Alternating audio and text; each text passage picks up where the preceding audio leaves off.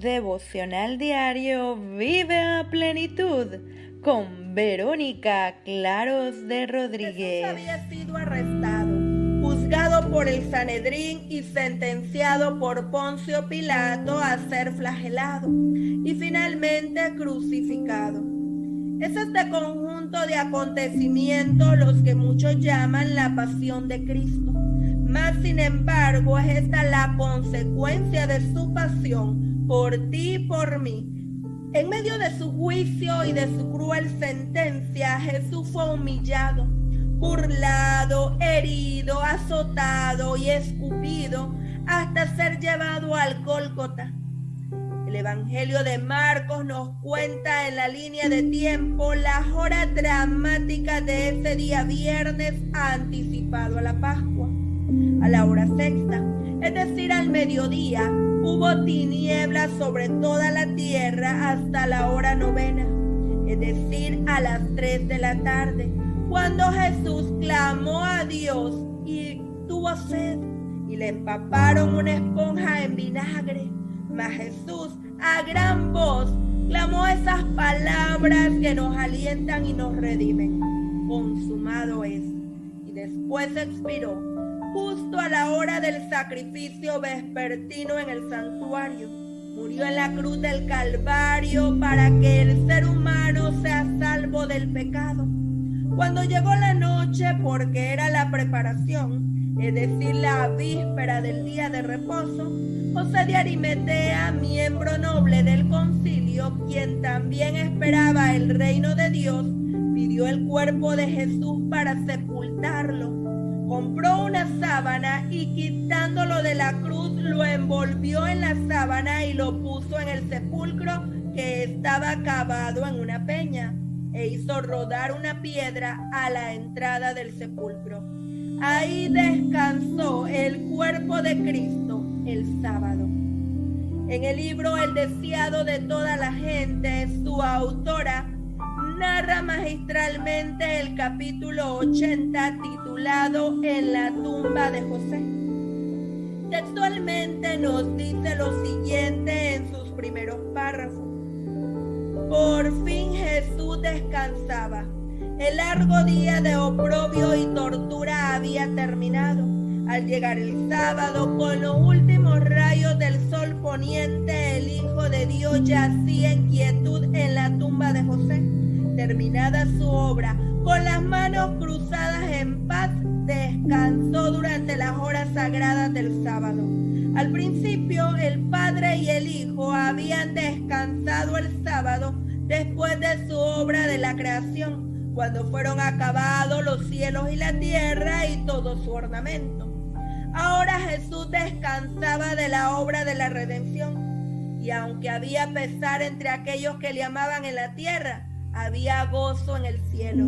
La promesa de lo futuro era gloriosa a los ojos de los seres celestiales. Una creación restaurada, una raza redimida que por haber vencido el pecado nunca más podría caer.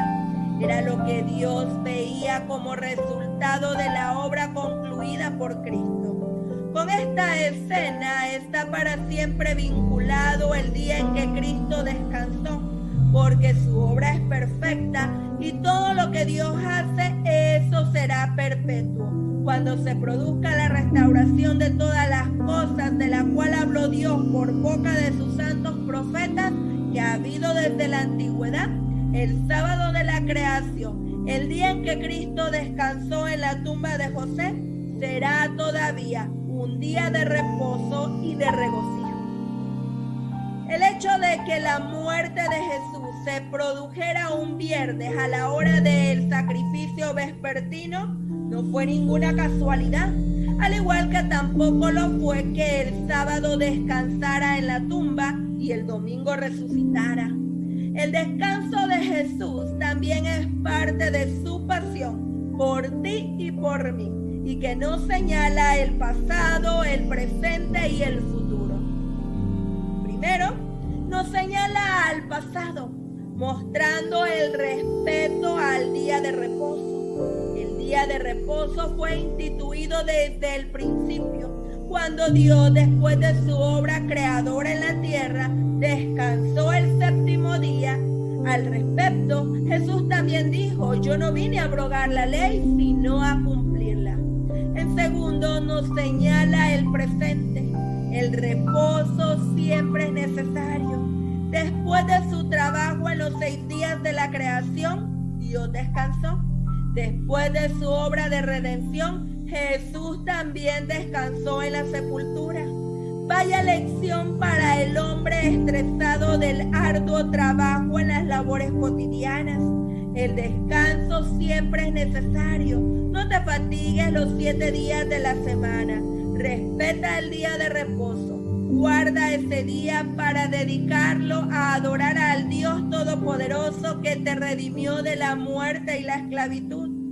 Marcos capítulo 2, versículos 27 y 28, en palabras de Jesús nos dicen: el día de reposo fue hecho por causa del hombre y no el hombre por causa del día de reposo.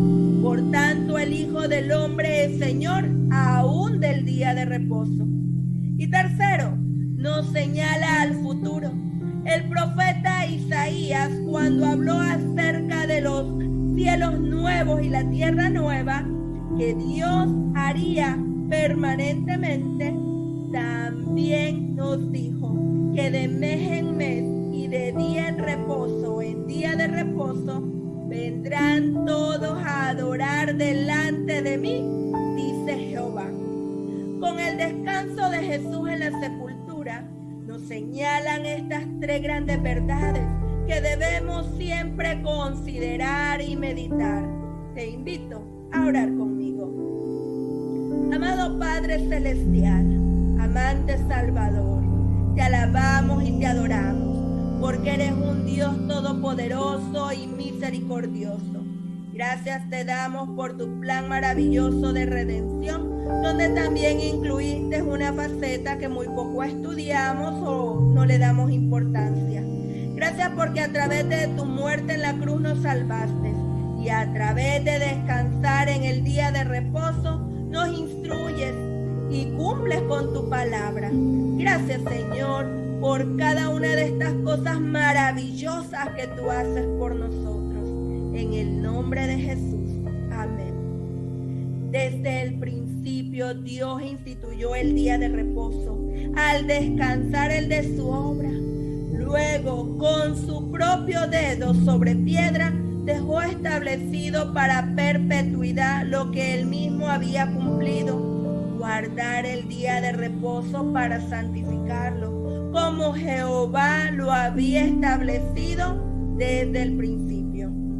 Jesús en vida lo guardó, tal y como fue establecido, sin caer en las tradiciones de hombres, y lo consideró en su obra redentora, porque el Redentor sabía que el hombre necesitaba una oportunidad para su crecimiento moral y espiritual, para el desarrollo de su carácter. Y eso solo se logra cuando dedicamos el día de reposo para adorar a nuestro Creador, como Él mismo lo estableció. Jesús descansó en esa tumba por ti, porque tú eres la pasión de Cristo. Dios te bendiga.